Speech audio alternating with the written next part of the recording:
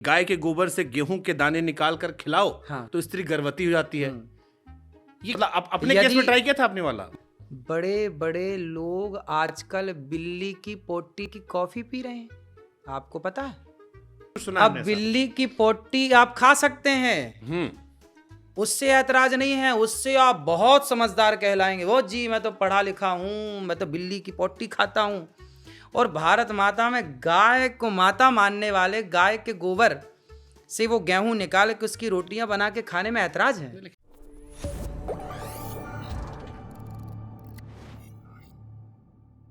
अच्छा, एक और बड़ा जबरदस्त वायरल हुआ था। आपके भी 2 बच्चे हैं ना? हाँ। अब उस पे आज हमको थोक के भाव लोगों ने एक चीज और लिख के भेजी। कहा कि महाराज जी ने कॉन्सेप्ट दिया था कि गाय के गोबर से गेहूं के दाने निकाल कर खिलाओ हाँ। तो स्त्री गर्भवती हो जाती है। ये कौन सा कॉन्सेप्ट था महाराज जी, मतलब ये वाला? क्योंकि इसमें तो अभी हमने एक आईवीएफ के डॉक्टर का इंटरव्यू किया था, आप उनकी दुकान बंद करवा दोगे ये सही हो गया तो? डर तो इसी बात का है लोगों को कि कहीं दुकानें ना बंद हो जाए। ये है ऐसा? फिर देखिए पूरा आप मेडिकल मतलब अपने केस में ट्राई किया था आपने वाला? मतलब थोड़ा पर्सनल हो रहा है। जरूरत ही नहीं पड़ी, श्री राधे। जरूरत नहीं पड़ी, और जहां जरूरत पड़ती है वहां पे ये देना सही है। ये गाय के गोबर में गेहूं का दाना, ऐसा है गोबर, उसे पूरा समझिए। ऐसा है, आपने रघुवंशम पढ़ा होगा, महाकवि कालिदास जी के द्वारा लिखी एक पुस्तक है रघुवंशम, सिलेबस में भी पढ़ाई जाती है संस्कृत में। तो उसमें राजा दिलीप थे, भगवान राम के पूर्वज। उनके संतान नहीं हो रही थी, वशिष्ठ जी के पास गए, प्रभु संतान नहीं हो रही है। वशिष्ठ जी ने कहा गौ माता की सेवा नहीं करते आप, अपराध लगा है गौ माता का, इसलिए आपको संतान नहीं हो रही है, आप सेवा कीजिए। तो वशिष्ठ जी की गाय थी नंदिनी, तो नंदिनी उन्होंने ली और सेवा की। उनकी सेवा से उनको एक पुत्र प्राप्त हुआ, सेवा से, गौ माता की सेवा से। क्या पुत्र प्राप्त हुआ? जिनका नाम रखा रघु, जिनके नाम से रघुवंश पड़ा। तो गौ माता की सेवा करने से राम जी का वंश चला, तो गौ माता की सेवा करने से हमारा और आपका वंश चलेगा। गाय को गेहूं खिलाइए सबसे पहले, और गेहूं जब गाय के पेट में जाएगी और जब वो गोबर के द्वारा बाहर आएगी तो उसको आप साफ करिए, 10 बार पानी से धुलिए उस गेहूं को, फिर सुखाइए, फिर उसको पीसिए, फिर उसकी रोटी बनाइए, फिर उसका भोग लगाइए भगवान जी को। और गाय चबा ली हो तो?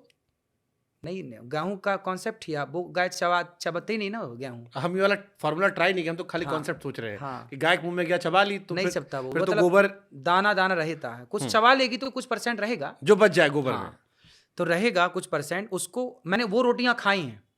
आप खाएं ये वाला गेहूं? हाँ, वो रोटी मैंने खाई है। गाय के हमारे जो जंगल में रहने वाले संत है ना, अब देखो विडंबना तो ये है कि आज की आधुनिकता के नाम पर बच्चे इतने आधुनिक हो गए हैं कि जो प्राचीन परंपराएं थी भूल गए।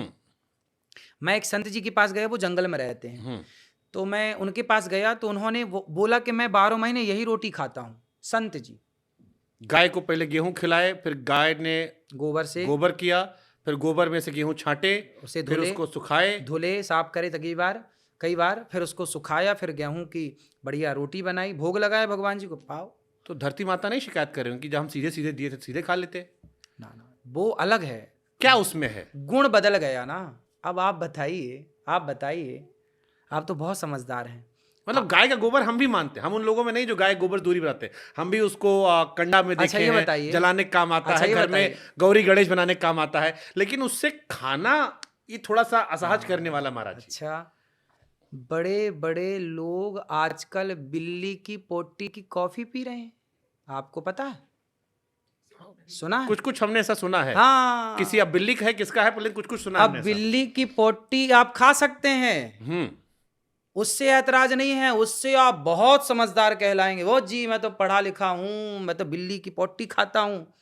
और भारत माता में गाय को माता मानने वाले गाय के गोबर से वो गेहूं निकाल के उसकी रोटियां बना के खाने में ऐतराज है। लेकिन महाराज टट्टी तो टट्टी, चाहे गाय की या ना, नहीं, अंतर है। आप ये बात बिल्कुल मत कहिए।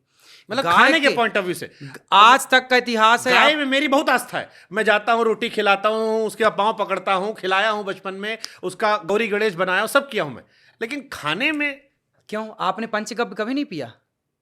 नहीं पिया?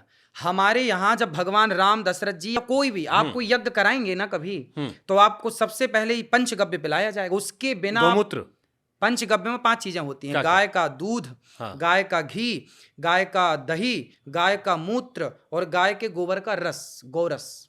ये 5 चीजें मिलाई जाएंगी और 5ओं का पंचगव्य बनाया जाएगा और आपको पिलाया जाएगा। उसके बिना आप शुद्धि नहीं पाएंगे, वो शुद्धि है, उसके बाद आप यज्ञ के अधिकारी बनेंगे। यदि फैशन के नाम पर आप बिल्ली की पोटी खा सकते हैं, हम नहीं खाते बिल्ली की पोटी। तो गाय, हमारे यहाँ तो गाय के गोबर से आंगन को लीपा जाता है। आपने अभी क्या बोला? आपने अभी बोला ना कि पोटी तो पोटी, चाहे गाय की हो चाहे बिल्ली, गलत है खाने के पॉइंट ऑफ व्यू से महाराज जी।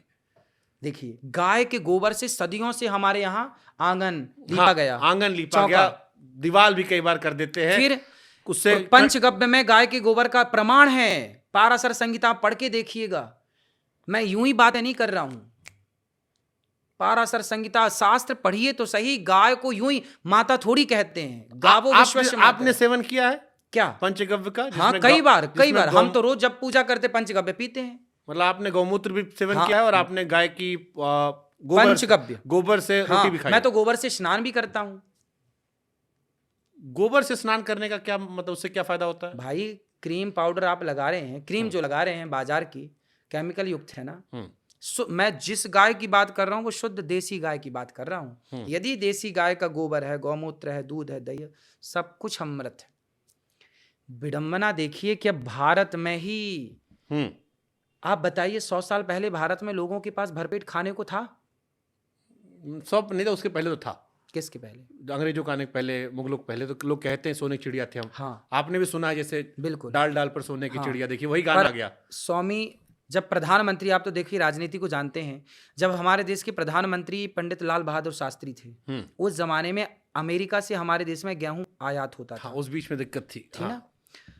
जब हमारे देश में भरपेट खाने को नहीं था, उस समय क्या खाते थे लोग? आपके पूर्वज, आपके पिता के पिता के पिता क्या खाते थे? उस समय पे जब हमारे यहाँ धरती अनाज नहीं देती थी, उस समय पूरे भारत को प्राणदान, जीवन दान देने वाली गौ माता थी। सब गाय का दूध, गाय का दही, गाय का मक्खन, घी पी पी के जीवित थे। ये सब हम भी रोज कंज्यूम करते हैं। हम रोज घी, दही, दूध दबा के लेते हैं।